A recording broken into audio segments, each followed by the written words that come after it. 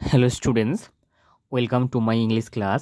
Students, আজ আমরা solve করব ক্লাস 7-এর Ray and Martin question bank 2024 থেকে 3 নম্বর স্কুলের মডেল সেটটি, অর্থাৎ বালুরঘাট হাই স্কুলের যে মডেল সেটটি দেওয়া রয়েছে 117তম পৃষ্ঠায়।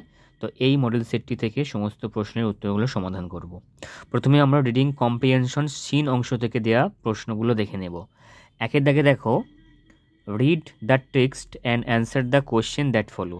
তো তোমাদের এখানে একটি টেক্সট তুলে দিয়েছে। এই টেক্সটটি তোমাদের ইংরেজি টেক্সট বুকের লেসন 4 অর্থাৎ the beauty and the beast নামে যে গল্পটি রয়েছে সেই গল্প থেকে তুলেছে। এর দাগের প্রশ্ন দেখে নাও, answer the following question in 1 or 2 sentences. তো একটা কিংবা দুটো বাক্যে তোমাদের উত্তর দিতে বলেছে। তোমাদের এখানে নাম্বার দেওয়া আছে 1 নম্বর করে 2 নম্বর। প্রথম প্রশ্ন দেখো, when did the merchant loss his way. কখন ব্যবসায়ীটি লস মানে কি হারিয়ে ফেলেছিল তার পথ, অর্থাৎ ব্যবসায়ীটি কখন তার পথ হারিয়ে ফেলেছিল। তো আনসারটা দেখে নাও, while returning the merchant loss his way in forest. তো যখন ফিরছিল তখনই কিন্তু ওই ব্যবসায়ীটি তার পথ হারিয়ে ফেলেছিল। 2 নম্বর প্রশ্ন, what did the merchant see after entering the palace. তো প্রাসাদে ঢোকার পর ওই ব্যবসায়ীটি কি দেখেছিল। তো উত্তরটি দেখে নাও, inside the palace the merchant found tables laden with food and drink. তো তোমরা চাইলে এখানে আরেকটু লিখতে পারো, তো আমি বলে দিচ্ছি তোমরা এখান থেকে লিখবে এটা, inside he found tables laden with food and drink which had apparently been left for him by the palace's unseen owner. তো তোমরা এই ওনার পর্যন্ত কিন্তু উত্তরটা লিখতে পারো। তো এখানে ধরবে না বলে আমি এতখানি লিখেছি। এরপরে দেখো 2 নম্বর বিয়ের দাগের দেখো, write T for true and F for false statements. তো এখানে ট্রু ফলস লিখতে হবে। মোট প্রশ্ন দেওয়া রয়েছে 3টি। প্রথম প্রশ্ন দেখো, the merchant came across a stunning palace. ব্যবসায়ীটি কেম অ্যাক্রস মানে কি, কেম অ্যাক্রস কথাটির আসল আক্ষরিক অর্থ হচ্ছে কারোর সঙ্গে দেখা হওয়া বা মুখোমুখি হওয়া। তো এখানে আমরা মুখোমুখি হওয়াটা বলবো না, বা এসে পৌঁছেছিল আমরা এখানে বলবো যে ওই ব্যবসায়ীটি এসে পৌঁছেছিল। কোথায় পৌঁছেছিল না, এ স্টানিং প্যালেস। এই স্টানিং প্যালেস এই জিনিসটির অর্থ তোমাদের ভালো করে বুঝতে হবে। স্টানিং কথাটির অর্থ কি? স্টানিং কথাটির অর্থ হচ্ছে যে খুবই চমৎকার। তো স্টানিং শব্দটির কয়েকটা সিনোনিম তোমাদের অবশ্যই জেনে রাখা দরকার। তো যেমন স্টানিংটা এখানে না দিয়ে কিন্তু তোমাদের পরীক্ষায় অন্য কিছু দিতে পারে।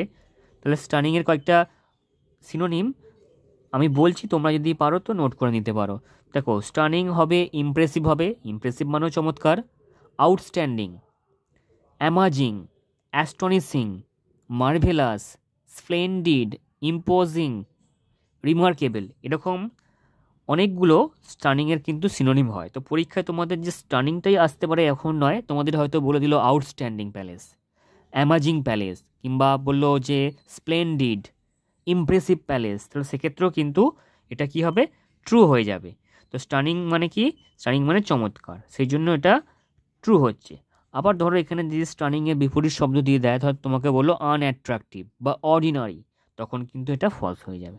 তো তোমাদের কিন্তু এইভাবে সমস্ত ওয়ার্ডের সিনোনিমস এবং অ্যান্টোনিমসগুলো কিন্তু অবশ্যই জেনে রাখা দরকার। পরবর্তী প্রশ্ন দেখো, 2 দাগে যেটি আছে, the owner of the palace was visible to the merchant. তো ওনার মানে কি, মালিক। তো প্যালেসের যিনি মালিক সে মার্চেন্টের কাছে অর্থাৎ ব্যবসায়ীটির কাছে ভিজিবল ছিল। ভিজিবল মানে কি, ভিজিবল মানে দৃষ্টিগোচর, মানে যাকে চোখে দেখা যায়। তো এখানে কি দৃষ্টিগোচর ছিল কি, ওই প্রাসাদের বা প্যালেসের যে মালিক ছিল সে কি মার্চেন্টের কাছে দৃষ্টিগোচর ছিল না, সেই জন্য এটা হবে ফলস। 2 নম্বর, তো দেখো এটা কিন্তু তোমাদের টেক্সট বইয়ে লেখা আছে ইনভিজিবল। তো ইনভিজিবলের বিপরীত শব্দটা এখানে দিয়েছে ভিজিবল, সেই জন্য এটা ফলস হয়ে যাচ্ছে। যদি এখানেও ভিজিবল থাকতো তাহলে কিন্তু বাক্যটা ট্রু হয়ে যেত। 3 নম্বর দেখো, the merchant did not like the food. ওই মার্চেন্ট কিন্তু খাবারগুলোকে পছন্দ করেনি, তো এই বাক্যটিও ফলস। মার্চেন্ট সমস্ত খাবারগুলোকে খেয়ে নিয়েছিল।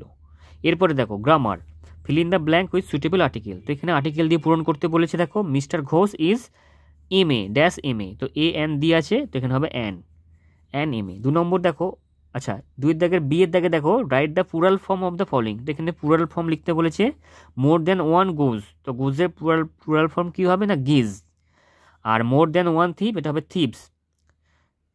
তোমরা বানানগুলো কিন্তু একটু খেয়াল করবে। এরপরে দেখো C এর দাগের fill in the blanks properly with positive pronoun and positive adjective. তো পজিটিভ প্রোনাউন এবং পজিটিভ অ্যাডজেক্টিভ দিয়ে করতে বলেছে। প্রথমে দেখো yesterday I forgot to take back dash pen from Sunil. তো দেখো এখানে মাই পেন, তো মাই পেন কেন হলো একটু বলে দিই। এক্ষেত্রে তোমরা অবশ্যই সাবজেক্টটাকে লক্ষ্য রাখবে। সাবজেক্ট এখানে আই আছে দেখো, তো আইয়ের পজিটিভ অ্যাডজেক্টিভ হচ্ছে মাই আর পজিটিভ প্রোনাউন হচ্ছে মাইন, সেই জন্য এখানে মাই হচ্ছে আর দ্বিতীয়টা এখানটা মাইন হবে, যেহেতু সাবজেক্ট এখানে আই আছে।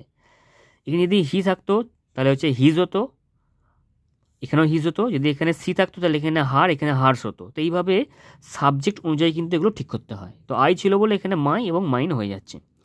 এরপরে দেখো রাইটিং দেখো write a story using the following hints. তো এখানে হিন্টসগুলো দিয়ে দিয়েছে, এই হিন্টসগুলোকে ব্যবহার করে তোমাদের রাইটিংটা লিখতে হবে। মোট 5 নম্বর দেওয়া আছে। চলো আমরা রাইটিংটা দেখে নিই। দেখো এই রাইটিংটি আমরা টাইটেল দিতে পারি the kind school girl and the বেগার। There was a kind and soft-hearted schoolgirl named Ankita. She was a meritorious girl. Once she gained first position in her class. So she was gifted with 1000 rupees from her parents. With the money she received, she went to buy new clothes to the market. There she saw a beggar in tattered dress by the roadside. Nobody paid any attention to this poor man. Then she bought some food and new clothes for him. She got happiness after giving him food and clothes. She returned home and told the incident to her parents. Her parents became very proud. তো এই ছিল তোমাদের স্টোরিটা।